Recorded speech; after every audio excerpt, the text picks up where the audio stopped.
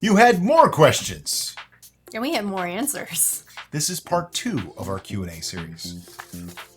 A little while ago, we put up a questionnaire on our community page to get some questions for what you guys wanted to learn about. And we got a very long list. So long that, well, we had to do 2 videos to do it. So here we go. Let's get into it.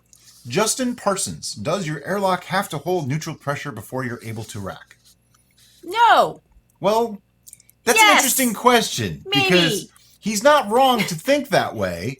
And it is an indicator that it might be time to rack, but it doesn't actually mean that it should be racked or that it shouldn't be racked at that exact time. The right time to rack is when you've taken a reading, you've waited about a week, at least 5 days, okay? And then take another reading. And those 2 readings are the same. Then it is safe to rack. Now, there's a caveat to that, and that actually comes up a little bit later too. If your number is really high, and by really high, I mean like past 1.030, but you think it should be lower, which that also comes from knowing your brew and planning your brew, then maybe it's not ready to rack. Maybe it just stalled. That's a whole different issue, but it's something to be aware of. And I'll answer that later on because someone else asked that question. Generic username. How do you go about fixing a brew that has stalled? And how would you go about troubleshooting a brew who thinks that's the case? Okay, as we just said, now we're going to answer that question. How would I troubleshoot to know? Well, here's the thing. If I know my yeast can go to 18% and I know that my brew is set that it can go to about 18%, meaning I only used enough fermentables to get there. If you're not sure how that works, we do have ABV calculation videos that can help. We'll link those. Can we link those? We can link those. That way you can go watch that so I don't have to spend 20 minutes explaining it here because it's a little bit much. But as long as I know that it should go to about 18% and it hasn't gone there, like it hasn't gone anywhere close, okay, probably stalled or not done yet. That's the trick. Is it staying the same for multiple readings over a couple of weeks? Then it's probably stalled. Now, what I mean by that is, let's say I have an 18% yeast, okay?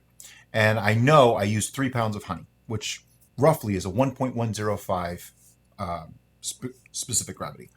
I also know that that's far lower than the tolerance of my yeast. Now, if after 2 months I'm at 1.050 and it stays there for a couple of weeks, it's stalled. However, if I put in 6 pounds of honey, which would be like a stupid high spur, this is in a 1 gallon, by the way. Yes. It would be like 1.2 something, and it was at 1.050.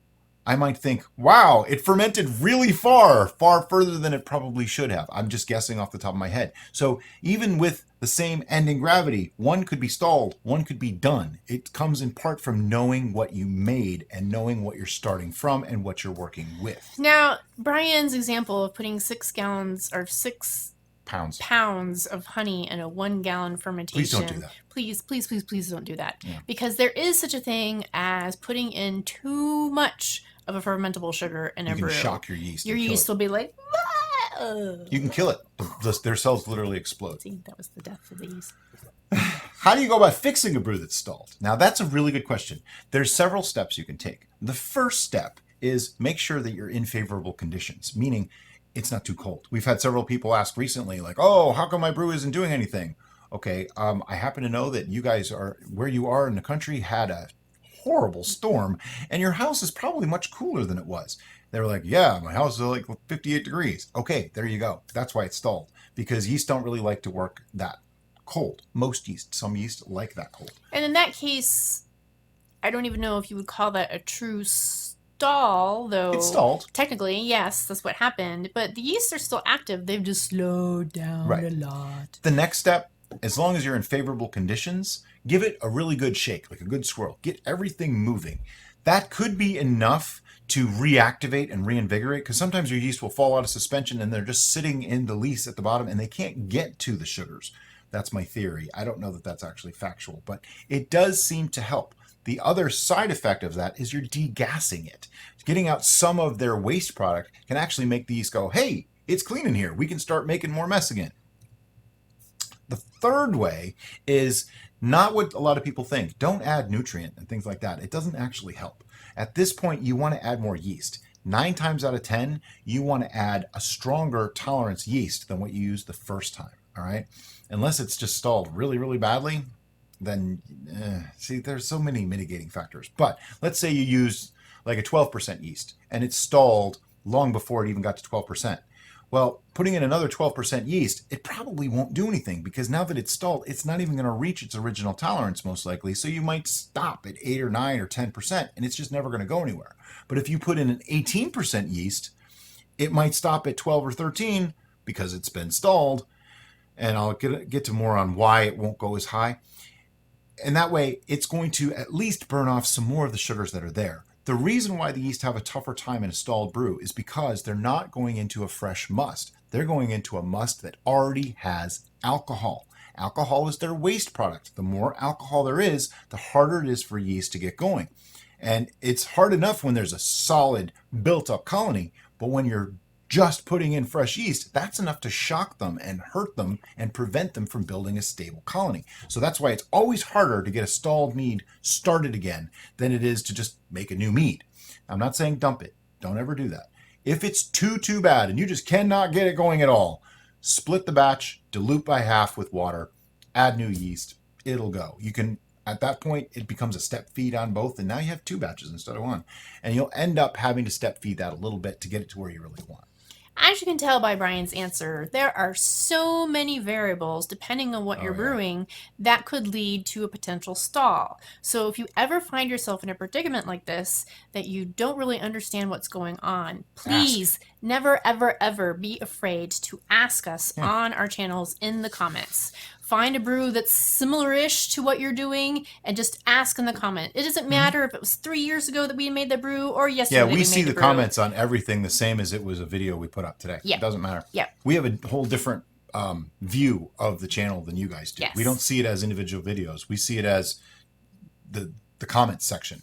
So it's all the same thing to us. And make sure that when you're asking about that specific brew, that you give us as many details on that brew as possible. Full recipe. How long has it been? Yeah. What temperature? All your readings, everything. And that way I can give you a really educated answer. Right. And that way, as Brian said, we can give you a more conclusive answer, and other people who might be sharing a similar situation as you will know what they did that was similar to you or different to you to come to that conclusion. Yep. And you never know. We might end up using your example in one of these.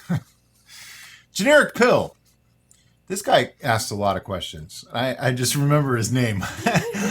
I think he was in the last one too. Anyway, have you considered revisiting some of your less favorite brews, like you did with Viking Blood, to improve them? The dried cherries and cinnamon were brilliant, by the way. Thank you. Thank you.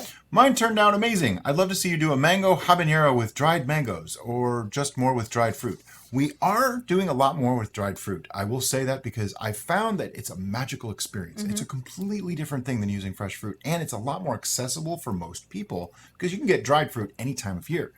But however, you probably will not see a mango-based beverage of any type on this channel because somebody absolutely hates them because somebody else may have fed him way too many at one time. Yeah. Anyway. Considering some of our less favorite brews and redoing them. Yes, that is actually something we're looking at now. We have a couple, 2 right off the top of my head, our Acerglyn and our Rotomel. I'm very disappointed. I don't like the way they came out. We did not do the type of mead justice, and it was all because of one ingredient that is no longer to be named.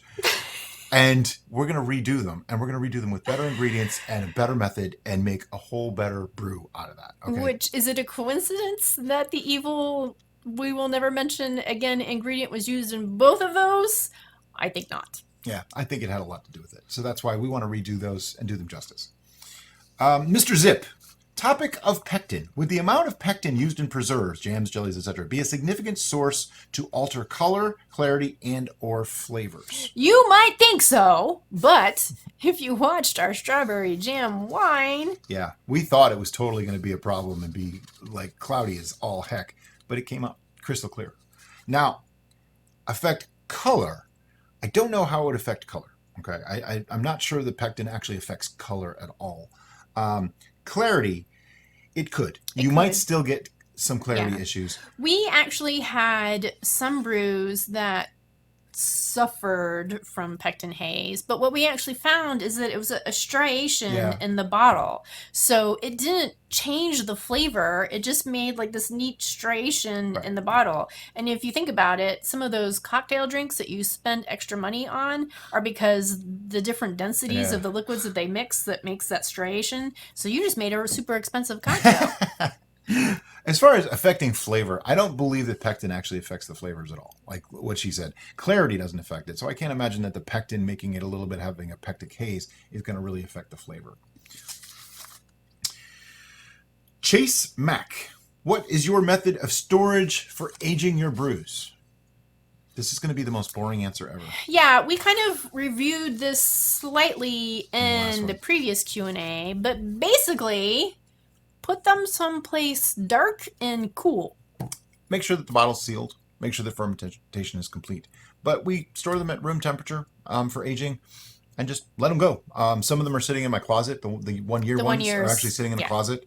That's filling up. We got to start doing some of those. Although, got to wait for a year. The rest, we put them in boxes, like wine bottle boxes and stuff like that, tubs, whatever, and just store them. No big deal. There is something that we have noticed, and that's dependent on what type of vessel we use for aging. And so we have gradually, through experience, switched to screw top or swing top for our long-term aging vessels, because we've found occasions where we open the closet of 1 year storage that if something had a cork in it, it may no longer and then we play a new game. Corked. Where's the cork? This is heart attack inducing, and I'm normally the one that finds it, and I'm cursing like crazy in the room, and Brian's like, what are you doing? But yeah, so like we've mentioned before, wines and these brews are constantly in flux. They're constantly doing something in there, and normally those things are good things, but occasionally that creates some gas release, which if you don't have the proper... And temperature change can do that too. Yes. So if you don't have the proper seal or stopper, it may pop it right out. So that's why we don't really like corks. Yeah. Doomsware 303. Can we mix different yeasts, and is there an all-purpose yeast? I am so confused. I don't know what yeast to use for my wines, mead, and kill you. I have been using bread yeast, but I'm thinking to buy the professional yeast. Please help. Okay. First thing about all types of yeast, whether it be bread, commercial, wine, mead, beer, blah, blah, blah, blah, blah, blah, blah. It is all the same critter. Saccharomyces cerevisiae. All of them. Every single one of them. It's kind of like dogs. Yeah. The only difference is that this one has been bred, literally bred, to have more of a fruity ED, not EAD. flavor. And this one has been bred to have a higher alcohol tolerance and blah, blah, blah, blah, blah, blah. So that's really the only difference. Well, I'm going to make a statement that I said to somebody today, and they might have taken it as me being a smartass, but I really didn't mean as a smartass. What I said is there's no more bread in bread yeast as there is wine in wine yeast. True. And neither of them is... think about what he said, it makes sense. But if you just listen to it, you might think he's being flippant. He's not. I'm not at all. They are both yeast. They both make a fine product. He said professional yeast. Okay. There's no such thing as a professional yeast. Although, technically, all yeast are purchased, so they are paid to do what they're doing. So technically, they're all professional yeast, unless you grew it yourself. But you had to pay for something, so it's somewhere along the way they got paid. Therefore, they're all professionals. But what he means is that somehow bread yeast is inferior to other yeasts for brewing. The only thing that makes it somewhat inferior is it doesn't attenuate as well. It doesn't drop out. It doesn't flocculate as well. It doesn't flocculate as well as some of the wine yeast and things like that, because it's not intended for that purpose. Does it do it? Sure. And it does it really, really well. In some of our brews, like our sweet red wine and my first mead, to this day, I still use bread yeast to make those. Why? Because I've tried other yeasts and they didn't taste as good. If you rack properly, let it sit a little bit longer, you can totally get it to flocculate and it'll form the yeast cake at the bottom and you don't lose as much product. It's not a big deal. If you are happy with using bread yeast, the only reason why you really would want to go beyond that spectrum is if you're looking to make a higher ABV brew, because bread yeast will stop wherever It they ranges. feel like stopping, honestly. And that's the thing. Bread yeast is a very generic term. There's a lot of yeast that cover that range. We are talking about Fleischmann's instant dry yeast, okay? 9 times out of 10 when I say bread yeast. That one we have found to be pretty consistently between 11 and 12%. Some people have said they've gotten as high as 17%. Maybe they have. I've never gotten it that high. I think we got like 13 or 14 once. Yeah. And sometimes it's only gone to 10. But in general, it's 11 to 12, just like most yeast. It does have a range and, different lots, different ages, all that kind of thing, different brews. But as far as what yeast to use, first, if you're new at this, follow recipes. Those recipes will usually say what yeast they used, and that's the yeast you should use. Too many people want to reinvent the wheel right off the bat, and they want to just jump right in and start making their own brews. Well, that's all well and good, as long as you expect to fail pretty often. Because in the beginning, it's hard. The reason why we stress to follow a recipe is because a good recipe has a balanced ratio between the fermentable sugars that are included in the recipe and the yeast choice that will ferment those out to the desired ABV. So if you change either the sugar ratio or the yeast type, then the recipe isn't going to work exactly the same as the previous one. Right. He did ask if there's an all-around yeast, though.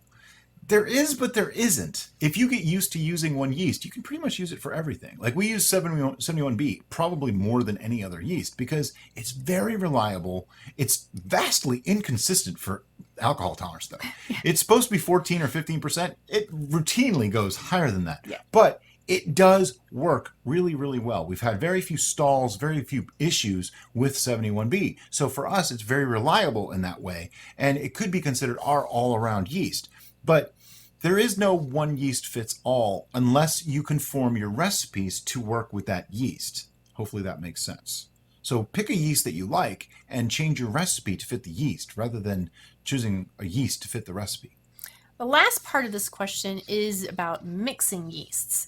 And we've had a lot of viewers actually ask about mixing yeasts because they think that they're staggering their yeast additions and that aids in some weird flavor thing. There's 2 methods to this. The first is literally taking 2 different packets or types of yeast, dumping them in together.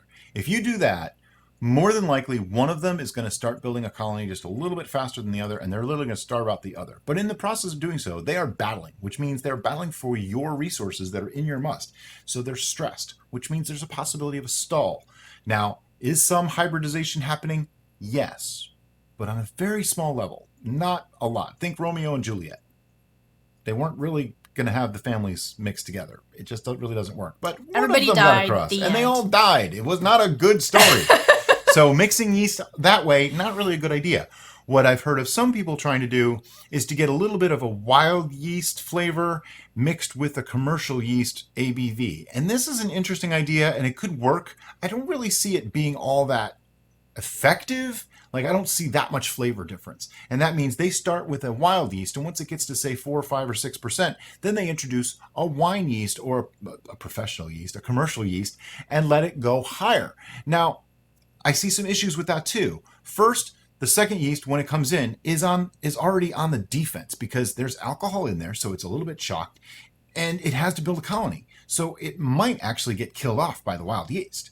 Second, wild yeast, if it only brought it to 3 to 5%, how much flavor did it really impart?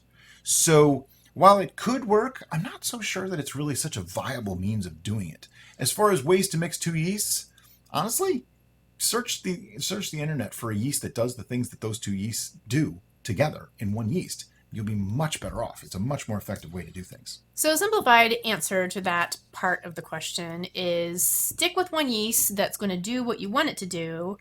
Or, if you like playing a mad scientist, be a mad scientist and know that your results may vary. Yeah, best way to say it. Dane Broadfoot, what do you do with the brews that you made that you don't like or the way they turned out? Do they get dumped or do you try to salvage them somehow? We give them away. The only time we have ever dumped anything if it's absolutely positively not good for human consumption. Yeah, if it was questionable safety. And I think that's happened twice? 3. We just had one. Mm-hmm. We had the one that the peach. Yeah. And then I think, no, I didn't dump the I starfruit think it was just one. the two. Just the two. So in all the years that we've been doing this, we only dumped 2 brews. The starfruit one that he was referring to, we didn't dump it. We turned it into vinegar, and we drank it as vinegar, or cooked with it as Used vinegar. it as vinegar. Didn't really drink it. Yeah, we didn't drink it. We did have a peach hydromel, I think it was, that I left the peaches in too long. It was during wedding season when we were still wedding photographers. There was mold. There was mold. It just sat for a couple of months, and it was so pervasive. It was just horrible. Like, the stench was so bad. And then we had one recently that we debated on showing the video. Okay, I'm just going to talk about it. Sure. We were going to show the video, and then we're not sure. It was something that we were really looking forward to. It was a blueberry mead. And it seemed like on the surface we did everything right. Everything seemed just fine. When we went to rack it, it smelled wrong. It wasn't completely vinegar, but it smelled wrong. And when I went to put the little bit into the tasting glass, I saw something on the side of the glass, and I was like, what is that? So I just scooped it out. And it looked like a small, like a maggot, like a tiny little worm. And Derek did some research, and it was it was a fruit fly larva. And we immediately, at that point, stopped we're going to continue with this brew and said, nope, we're done. Because if there's one, there's many, which means somehow a fruit fly got in there, laid eggs, and here's the killer part. It was still alive. Yeah. Which makes me think there's no alcohol in this. This has been converted to vinegar, but it's a very weak vinegar. I was just trying to think of all the ways that this thing could still be living in this environment. And that's the only thing I came up with. Upon further smelling it, we never did taste it. It started to smell more like vinegar to me as we did it. So that one got dumped. That I am totally fine with dumping because there's no way to save it. I'm not going to take something that has living creatures in it and, well, things that you can see, living creatures, and turn it into something that I feel palatable and safe. I just never would have thought that was a good idea. The reason we didn't show the video is because it started off really, really great, and then we'd have to show this really negative ending. Yeah. And it just felt really off-putting, and we didn't think that it was a great idea. But we make mistakes too. It happens. And this brew was kept just like all of our others. There's no difference in methodology, anything like that. So we don't know how it happened, but it does happen. Maybe something wasn't sanitized properly. Maybe it touched a surface that had something already on it. Maybe a fruit fly got through the airlock and survived. Who knows? Life will find a way. I always like to say that because it's so true. But that's... Have a Jurassic Park theme. Yeah. As far as other things that we do with them, we let some of them go to vinegar. We cook with them a lot. I'll cook with things. Like I made a rice wine that was really horrible before we knew about the amylase and all that kind of stuff. It was just basically rice that we cooked and added sugar to it and made a basically rice kill you. Yeah. I cook with that, and it actually works out quite fine. Yeah. So a lot of the stuff that we don't like, we cook with. Some of the stuff that we don't like, other people do. So we give that to them. When her dad comes to visit, we tend to push the stuff that we don't like as much. He likes them, so, it's not a bad thing. But that's pretty much what we do. All in all, though, we've really only had 3 or 4 brews that we really didn't like. And even then, there have been times like we had a ginger beer that didn't turn out as sweet as some of the other ginger beers. It was more ginger forward. It worked really well as a mixer. Yep. So no problem. We consumed it that way. Yeah, mix it with other things. And a lot of time you'd be surprised. The combination of the two might come out better than each of the individual parts. Yeah. Naomi Haya. In the first mead recipe, if I take the raisins out after 5 weeks, will it stop fermenting? No. The raisins have pretty much nothing to do with fermentation. They are not a yeast source for that mead. They are literally just for extra flavor, color, and a little bit of sugar. That's all they're there for. They do add some tannin, but not a lot. I've added a little bit of vanilla bean pods, and they're still there. Turned out amazing. Thank you so much. I love your channel. Yay, thank you. I'm glad that you enjoy it. Just be careful with the vanilla. It'll overpower really, really fast. A username that's really long and has lots of X's that we're not... Rasta Lion is in there with a lot of X's around it. Okay, maybe that's what it was supposed to be for, just a Rasta Lion. Okay. What are the pros and cons to dry hopping, putting in whole herbs or spices and pre-steeping them, just boiling them and putting them in the liquids? I'm new to mead making and want to do a lot of fruit and herb spice combos, but not sure how to achieve the flavors I want. Dry hopping is okay. You just want to remember that lots of times when you dry hop something, particularly a tea or an herb, it's going to disperse its flavor more quickly than if you pre-steep and create a tea, because that's a stopped endpoint, right? You got your tea. The tea is only going to be as strong as the tea that you steeped. Or when you dry hop, if you leave it in there, it's just going to keep on releasing extracting its flavors. So that's something that you want to keep in mind. As far as dry hopping spices, my recommendation is to play it on the safe side and only do that in conditioning when fermentation is done, because there's lots of spices that have antibacterial qualities or antimicrobial or both that may stall the initial fermentation if you put it in primary. And they're most of the meaning popular ones. they don't play well with yeast. Yeah. So that's why. That was a really good answer. Thanks. I don't have anything else to add. Captain 92 Morgan. I didn't know there was more than one. Should I do the pose? I have to be standing on something. Yeah. Working on my first mead, traditional, right now. What's the best way to clean, dry, and auto siphon? What's the best way to rack when you have wispy lees? Auto siphons. For real, man. They're so annoying. And like the tube, it's the tube, right? You're having problems with the tube, not the siphon itself, because that I get pretty well clean and dried. I let it air dry longer than what, just quick drying. 24 hours is normally how long it takes to get the full thing dry. But the tube seems to keep moisture in there forever, and it's really annoying. So my suggestion is when you're cleaning your auto siphon, you want to clean it as soon as possible from when you use it. Right away. Because if you let it just sit around for a while, all the proteins and stuff that were in your brew are going to stick and coat the inside of your tube, and it's going to be impossible to get them out. Also, if you leave it in the star sand for too long, because it is a plastic, you will notice it's feeling slimy. That is not meaning that it's dirty. That actually means that the acids in the star sand are dissolving the plastics. So be careful and don't leave it in there too long. So you do want to sanitize it after you're done using it, and then you do want to clean it and you want to dry it really, really, really well. Dane Broadfoot. Again, I didn't look at the names when I picked the questions. Have you used kveik yeast in any of your brews? No. Since you're in a hot climate like I am, I thought it might be appealing since it's supposed to ferment at higher temperatures without producing off flavors. I would imagine that many of your followers might have an issue with finding enough physical conditioned space to brew, and using kveik would allow them to ferment in non-conditioned areas like a garage. We get this question so many times. Okay. Part of the reason... No, we've not used kveik. Am I opposed to using it? Not completely. Let me explain why. Yes, it's supposed to be this miracle yeast.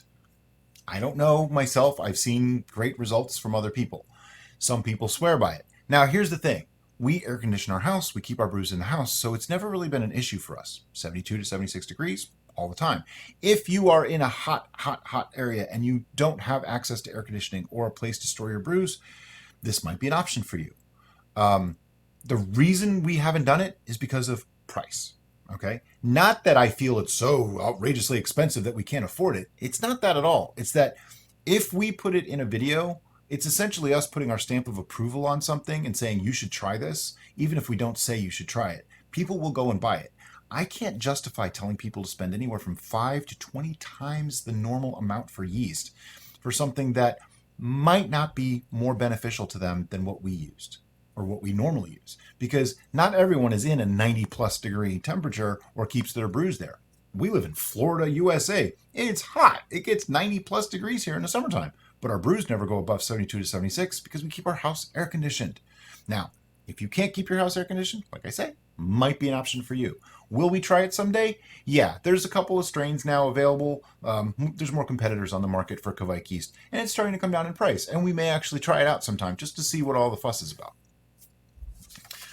Justin Colvin. Is there such a thing as a sour mead? Sour beers are quite popular, and there is a new strain of yeast called Philly Sour, which gives the characteristics of a sour without leaving your brew in the open for an extended period of time. Would this be something you would consider trying? Maybe a very fruity brew made with this yeast could be fun. I'll be totally honest. The likelihood of us making a sour mead is pretty slim. We've both tried sour beers and sour ciders and really weren't fans. It's just not the kind of thing we appreciate. We don't really like it. And I am a strong believer in make what you like. Okay? If you're not going to like something, even if it's one of our recipes, if you know I don't like those flavors, don't make it. There's no problem. I'm not offended because there's things that other people make that I say, no, I'm not making that, like mango habanero. I'm just not probably going to do it. So sours fall into that category for me too. Most sours are made by the use of a Brett, by the way, not just a yeast. It's because yeast itself won't make it sour. You actually need something else to make it sour, which can be an acetobacter or a Brettanomyces, which is a whole different kind of organism. They're similar-ish to yeasts in some of the ways, but they're not actually yeasts. So that's normally how sours are made. It's a more advanced process, if you will.